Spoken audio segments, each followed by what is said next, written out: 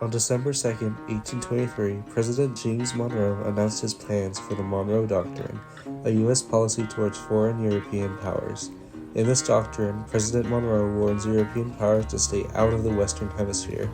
This document was later used by Roosevelt to justify becoming a police power to the rest of the Americas.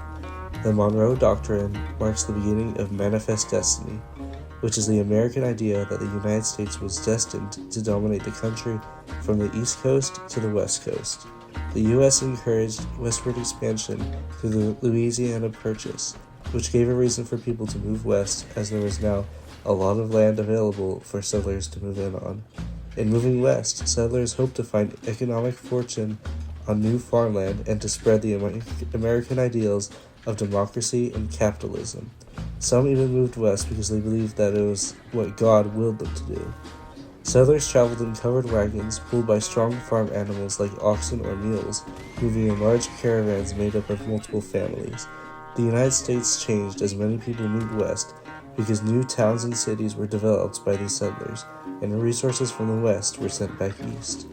The journey west also caused a lot of issues, as the settlers would often get into trouble with people who were already living on the land they were attempting to settle. These other people, usually Mexicans or Native Americans, would fight back against westward expansion.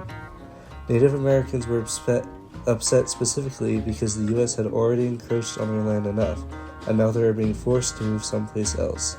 Those who refused were eventually evicted and forced to walk the Trail of Tears.